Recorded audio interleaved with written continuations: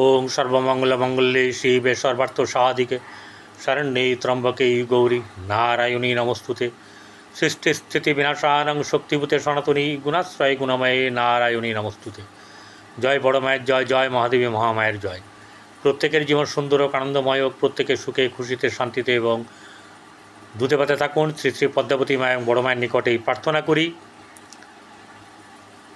प्रत्येकटी मानुष चाय যে তার আগামী সময়টা ভালো আসুক।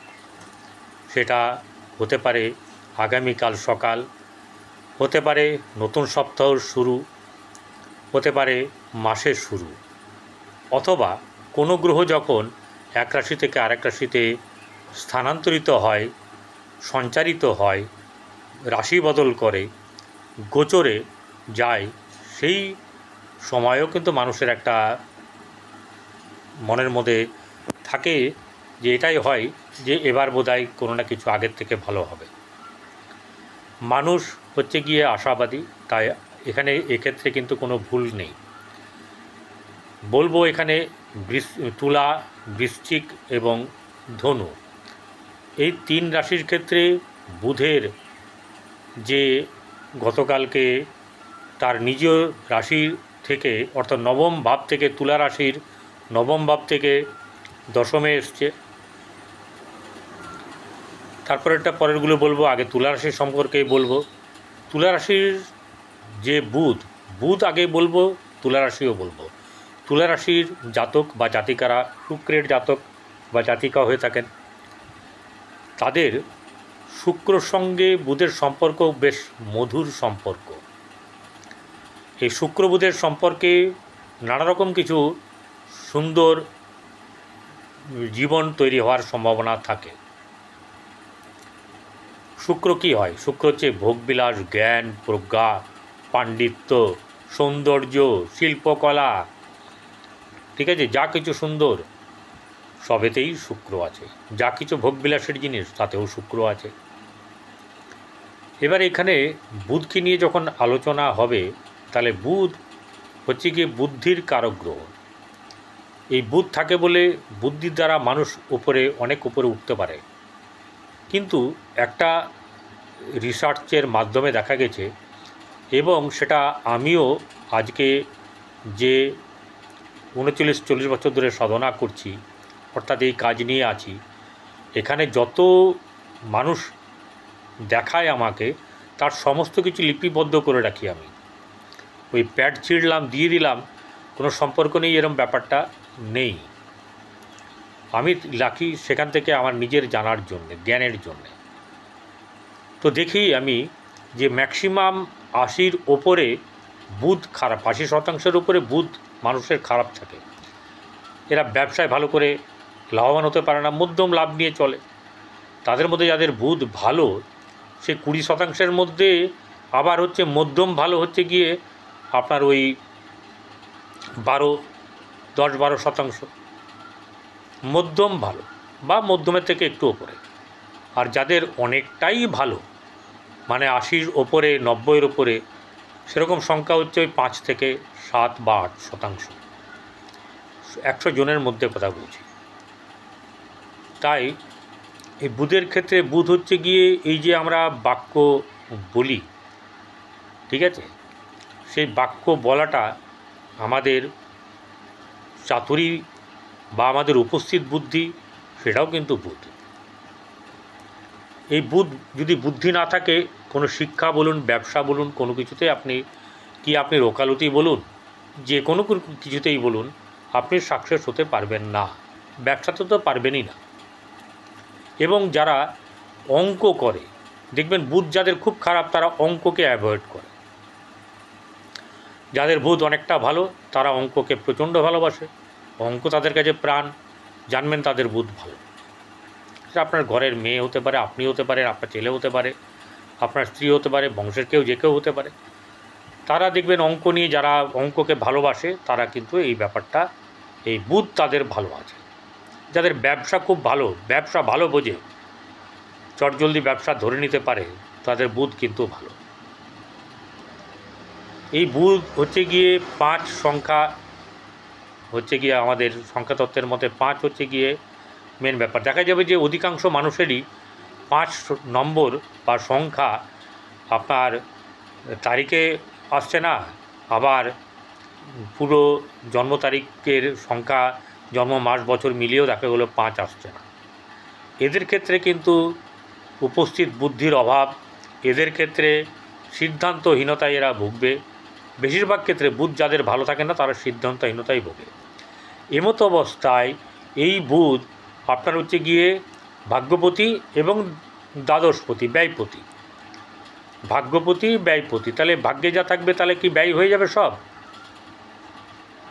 ব্যাপারটা সেটা না, দেখার দৃষ্টিভঙ্গি ব্যাপারটা আছে।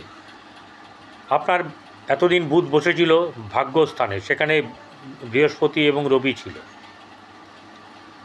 ক্লিয়ার? বৃহস্পতি রবির সঙ্গে বুধ বসে থাকলে রবি বুধে বুধাদিত্য যোগের ব্যাপার ছিল। আবার বৃহস্পতি এবং রবি বা হচ্ছে গুরু আদিত্য যোগ, এরকম ব্যাপার স্যাপার ছিল। বুধ সেখান থেকে এই 7 তারিখে রাত্রিবেলায় চলে এসছে। তাহলে আজকে থেকে কি ফল দিতে লাগবে সেটা একবার জানিয়ে দিই। তাই তুলা রাশির ক্ষেত্রে প্রথমে বলবো, তারপর বৃশ্চিক, তারপরে হচ্ছে ধনু, ঠিক আছে? তাই ভিডিওটা সামান্য বড় হতে হওয়ার সম্ভাবনা থাকবে, যার যার থাকবে। এবারে আমি দেখবেন, আমি ঠিক জানিয়ে দেবো যে এবারে ধনু আরম্ভ করছি বা বৃশ্চিক আরম্ভ করছি।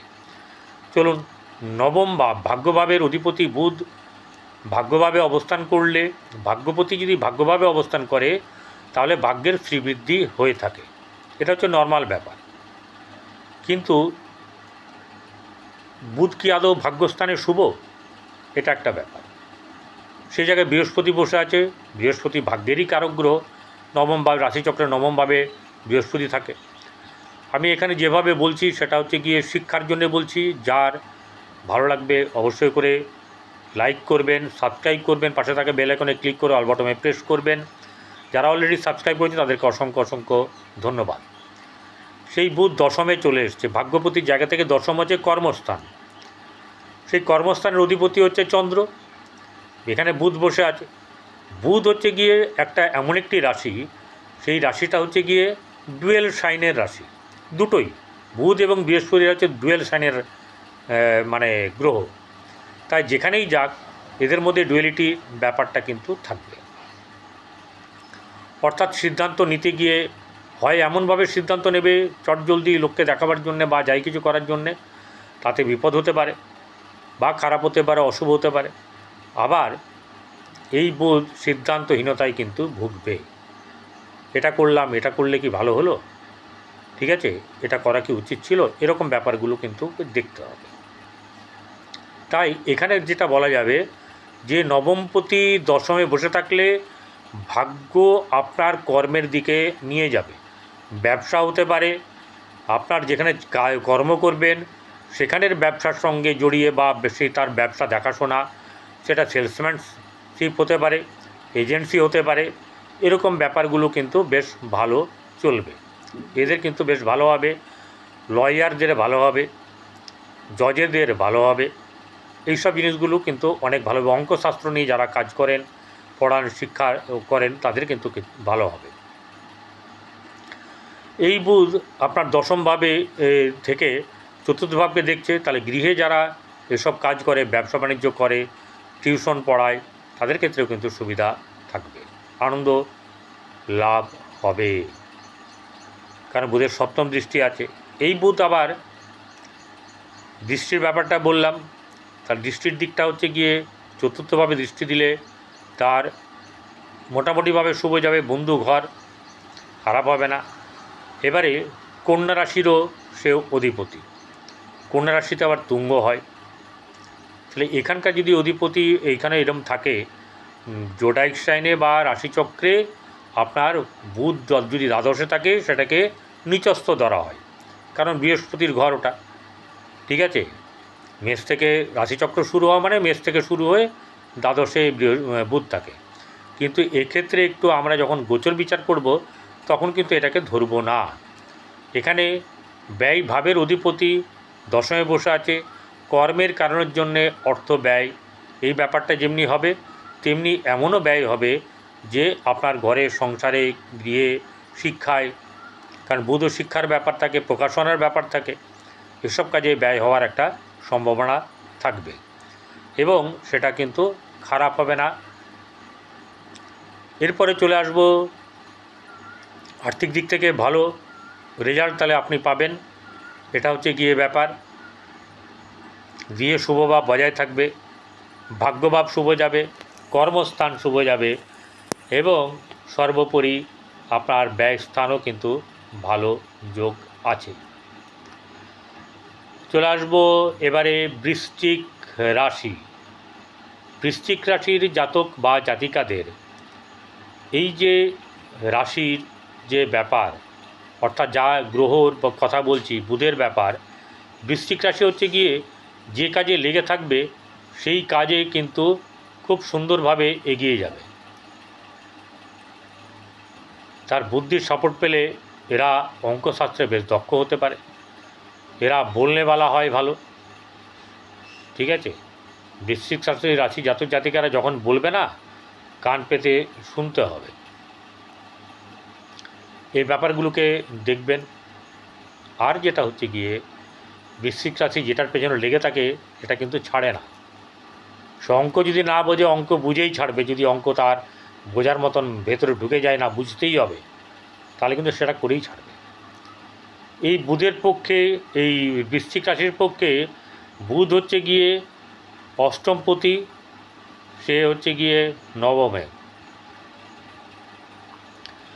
অষ্টমপতি নবমে, আবার হচ্ছে একাদশপতি। তাহলে অষ্টমপতি হিসাবে বুধ কিন্তু গোচরে শুভ ফল প্রদান করে। অষ্টমপতি হিসাবে বুধ কী করে? শুভ ফল করে, কিন্তু একটা ব্যাপার হচ্ছে ধননাশ করে দেয়, ধননাশ করে দেয়। আবার ভাগ্যভাবে থাকলে সেই ভাগ্যকে উত্তীর্ণ করা, উচ্চ দিকে নিয়ে যাওয়া, ভাগ্যের সুফল লাভ করানো, এইসব ব্যাপারগুলো বুধ করে। তেমনি একাদশ স্থান, একাদশ স্থান হচ্ছে লাভ, আয়, সাফল্য, লিকুইড মানি, এইসব ব্যাপারগুলো বুধ কিন্তু বেশ দারুণ। চট করে কারো কাছ থেকে টাকা বার করে নেওয়া, মানে বুদ্ধির দ্বারা, চুরি করে নয়। তার এটা একটা বলতে পারেন যে মনের মধ্যে বেশ ভালোভাবেই চলে। কাকে কি করবে, কারণ উপস্থিত বুদ্ধি তার যথেষ্ট থাকে।